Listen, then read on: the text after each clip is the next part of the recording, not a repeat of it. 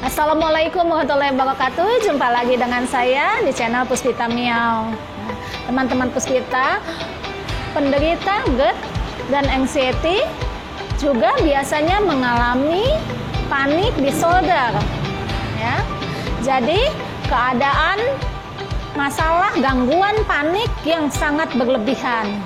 Nah, panic disorder ini biasanya juga menimbulkan itu panic attack atau serangan panik. Nah, di video kali ini saya akan memberikan salah satu tips yang bisa teman-teman lakukan segera ketika panic attack tersebut datang. Dimanapun, kapanpun teman-teman bisa melakukannya. Ya, sebelum saya melanjutkan, diklik dulu tombol subscribe-nya. Ya, buat teman-teman yang belum klik tombol subscribe-nya, sehingga teman-teman Puspita Miao tidak ketinggalan tips-tips tentang kesehatan dan seputar GERD, anxiety, psikosomatis. Oke, ya. Jadi,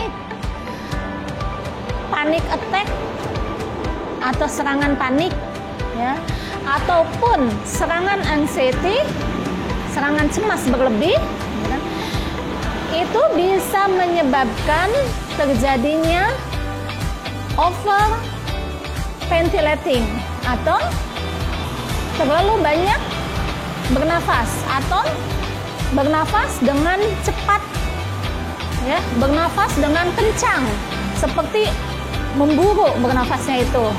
Ya. Nah, tentu saja itulah yang menyebabkan akhirnya semakin menjadi perasaan paniknya tersebut. Ya, bila teman-teman belum tahu, belum memahami apa itu anxiety psikosomatis, apa itu panic attack, dan belum tahu bagaimana cara mengatasinya. Ya. Nah, dari cepatnya bernafas dan seringnya bernafas sampai memburu tersebut akhirnya menyebabkan kadar karbon dioksidanya menjadi menurun atau berkurang. Itulah yang akhirnya menyebabkan gejala-gejala pusing, serasa seperti melayang-layang atau kelayangan, juga kesemutan. Kesemutan bisa di bagian-bagian tubuh tertentu atau di beberapa, sekaligus di beberapa bagian tubuh, ya, karena kurangnya karbon dioksida dalam tubuh.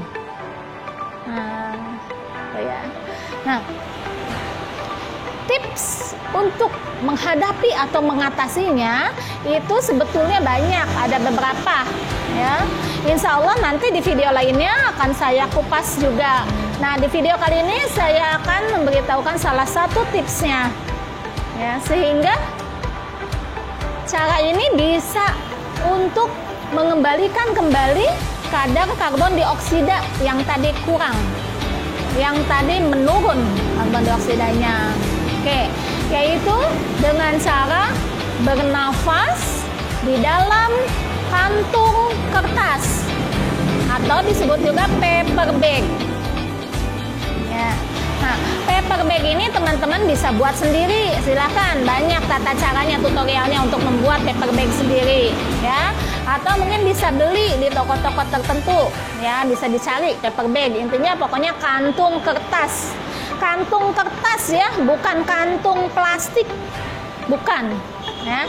Jadi kantung kertas. Nah, pilih kantung yang lumayan ukurannya, ya, tidak kecil tapi juga tidak terlalu besar, ya. Kurang lebih kalau misalnya kantung itu didekatkan ke mulut, dimasukkan ke mulut, itu masih ada sisa panjang segini. Kurang lebih mungkin sekitar panjangnya 25 sentian. 20 sampai 25 cm. Silakan disesuaikan, ya. Jadi tata caranya, kantung kertas dimasukkan untuk menutupi mulut dan hidung, seperti ini, gitu ya. Jadi ini kalau mulut kantungnya, seperti ini. Menutupi mulut dan hidung. Lalu pegang di bagian leher kantung kertasnya tersebut. Ya. Dan mulailah teman-teman bernafas di dalam kantung kertasnya. Nah, lakukan pernafasannya dengan lembut dan perlahan. Ya.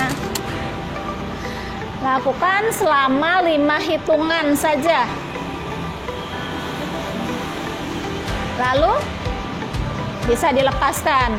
Bila ternyata masih terasa menyesap, terasa masih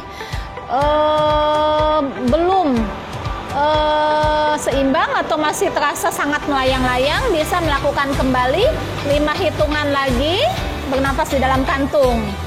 Ya, sudah. Jadi cukup 2 kali 5 hitungan bernafas di dalam kantung.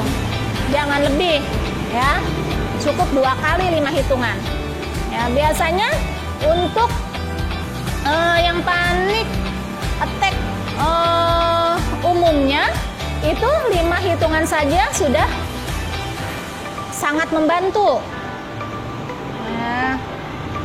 Nah, teman-teman semua di sini apalagi yang sudah pernah mengalami panic attack tentunya sudah paham, ya. Panic attack itu hanyalah sesaat. Bisa hitungan beberapa detik, bisa hitungan beberapa menit. Nah, ketika puncaknya panic attack-nya itu ya, hanya hitungan beberapa detik atau hanya menit saja. Sama serangan anxiety pun seperti itu, hanya sesaat. Ya, maka dari itu tips bernafas di dalam kantung kertas ini tidak perlu lama dan cukup 5 hitungan. Saya sudah sangat membantu. Ya. Jangan lupa ketika terjadi serangan panik ini atau serangan anxiety, teman-teman cari posisi yang nyaman.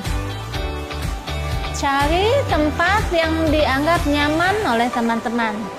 Lalu lakukan bernafas dalam kantung. Ya. Bila yang pernah mengalami tentu saja semestinya sudah paham. Apalagi bila yang sudah memahami, mempelajari video-video saya sebelumnya, tentunya sudah paham dengan panic attack ini atau dengan serangan anxiety, ya. Jadi seharusnya sudah bisa lebih tenang menghadapinya ketika terjadi serangan panik atau serangan anxiety.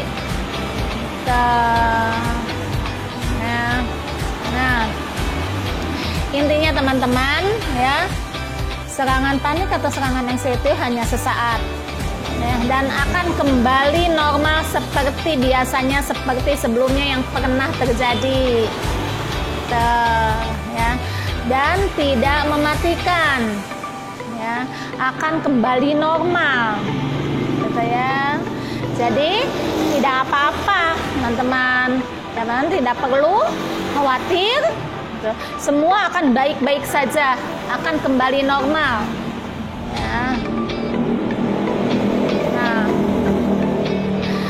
panic attack atau serangan panik atau serangan anxiety itu bisa terjadi di jam-jam, di waktu-waktu tertentu atau di tempat-tempat tertentu gitu. Dan biasanya mungkin itu di jam-jam tersebut atau di tempat-tempat tersebut itu teman-teman pernah mengalami pertama kalinya serangan tersebut, sehingga biasanya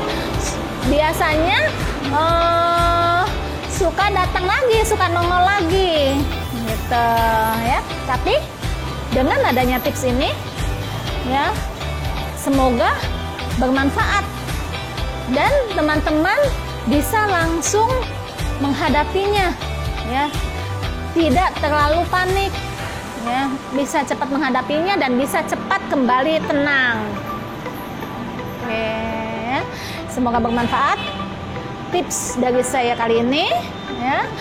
Nantikan tips saya yang lainnya di video selanjutnya insya Allah. Assalamualaikum warahmatullahi wabarakatuh.